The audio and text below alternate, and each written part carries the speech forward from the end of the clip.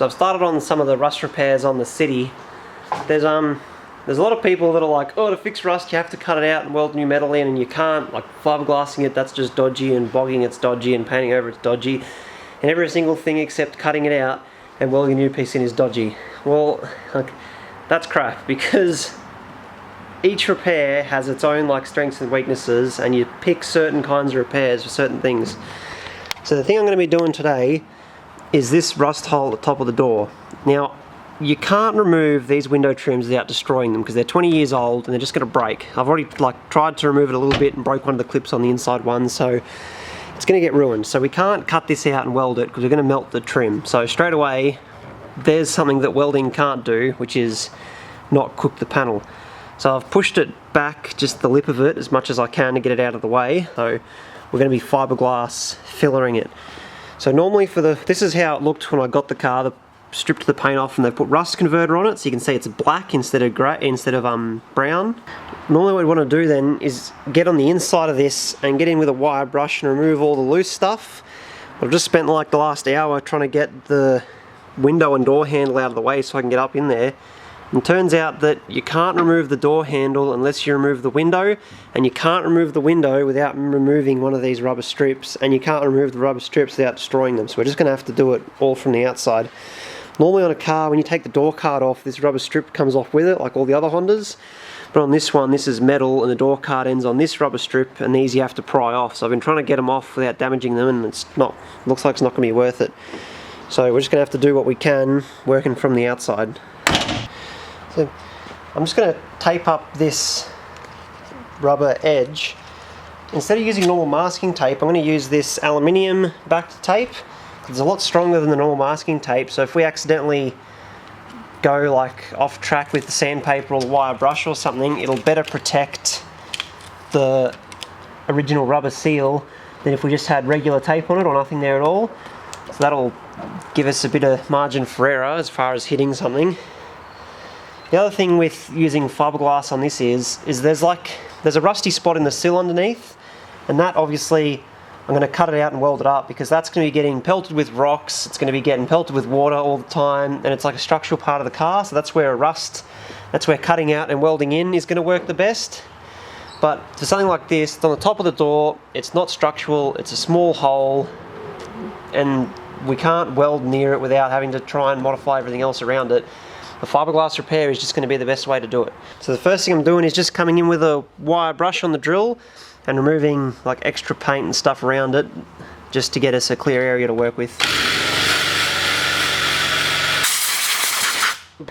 Now, this is the stuff I'm going to be using to repair it. It's called Metal Tech Filler, but every brand has its own like name. It's like carbog, except it's sort of hard to see. It's got fiberglass strands through it.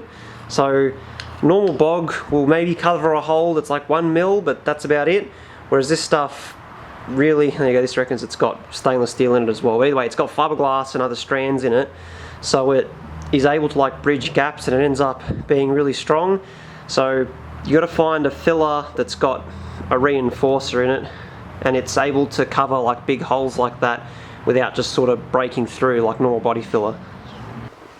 So according to what it says on the tin, it's 1:50 ratio with the hardener, but this is a polyester resin, not an epoxy. So something like an epoxy, you have to have the ratios correct or it just doesn't dry, whereas polyester like this, the ratios just change the speed that it dries.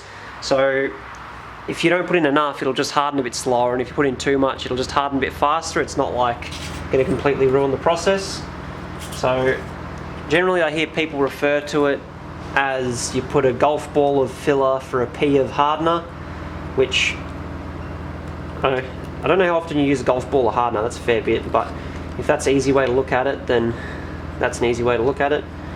Give this a mix, because I think all the fibery stuff normally settles to the bottom.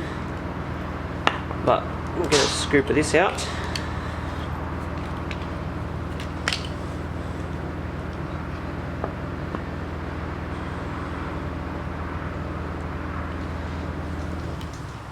That should be more than enough.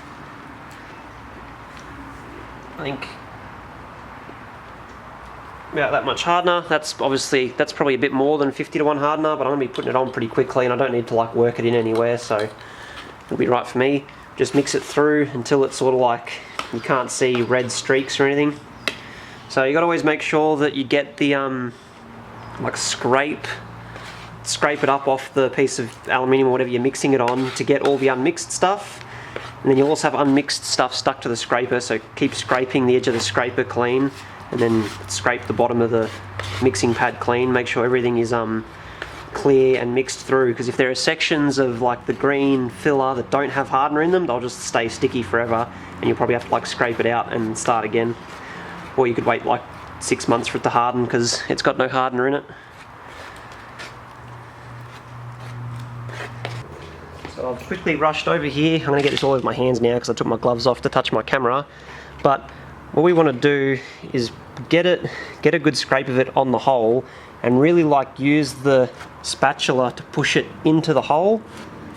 Normally we'd want to put like a big covering of this across the back of the hole to give it a backing, but because we can't get in there to spread it out or anything, we're just going to push it in like this, and then once we've got a good bit like forced through the hole, try and reach around in behind it and spread it out. If I can reach in there, spread it out across the back so it's got a bit of like a mushroom backing on it, which will help it stick just as best as we can with what we can reach. It doesn't have to be perfectly smooth fill like if it was body filler. We just want to get like the structural, like this will give us the strength, and then we'll come through with the regular body filler afterwards and fill in all the little pinholes. There's no reason to like put too much, it's sort of going everywhere at this point, so I'll scrape a bit of it off, otherwise we're just giving ourselves unnecessary sanding to do.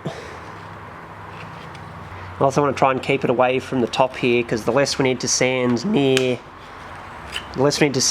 our irreplaceable window seals, the better. So I think that'll probably do for that. Give that an hour or two to dry. You'll feel it'll go hard, so wait for that to dry and then get back to it in a minute. Yeah, so that's like pretty dry now. I've got a piece of 80 grit and a block. You always use it on a block, because if you just use it with your fingers will want to dig into the bit that we've repaired, but this block will stop the sandpaper from sinking in. Depending how big the area your repair is, you want a longer or shorter block. So because the actual hole was only that size, like this block will easily bridge over the hole. But if you've repaired like a huge section, like realistically a bit this big is probably too big to be putting fiberglass in, but you probably want like a long block like this one if you're trying to bridge over a long area. So I'll wet sand it because the paper lasts longer and it doesn't all get clogged up.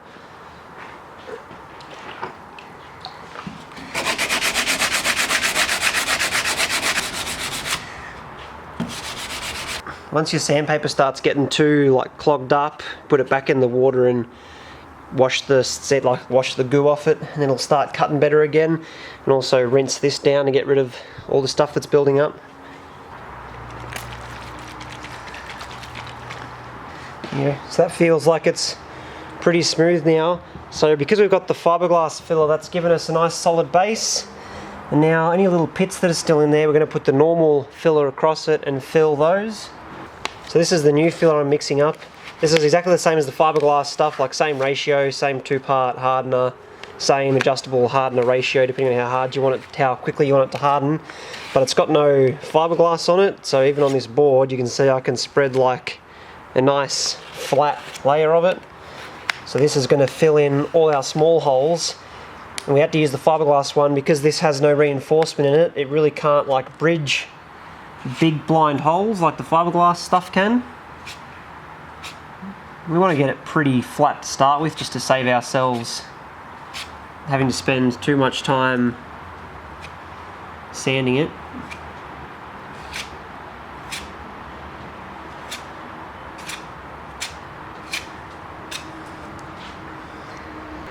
Okay, so pretty confident that this filler's dry. And I've got rid of the 80 or whatever I had before. This is 400 grit on the big longer block. I'm doing it wet again, just to keep the sandpaper good, because the water helps wash away all the sanding dust and not clog the paper up.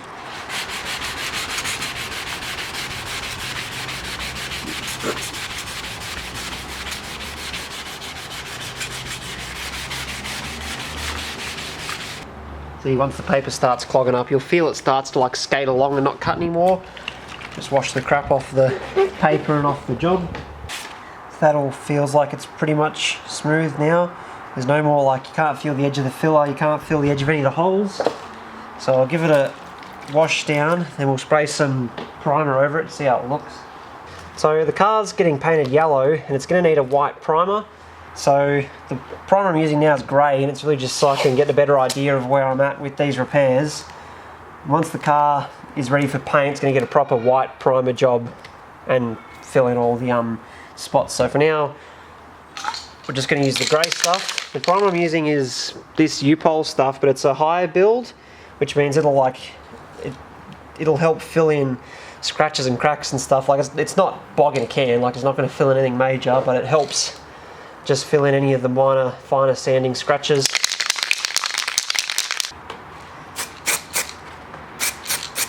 So that looks alright. We'll give it, there's a little spot here where I've got grease or something on there because I didn't actually, I should have wiped that with wax and grease remover, but I forgot. So now there's a little spot of grease there, but we'll let that dry, give it another one, let it dry, 1 or 2 coats, and then sand it back and see what the repair looks like.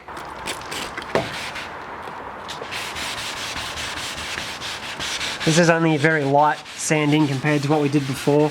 It's really just to take all the high spots out of the primer and give us a better idea of what it's going to look like.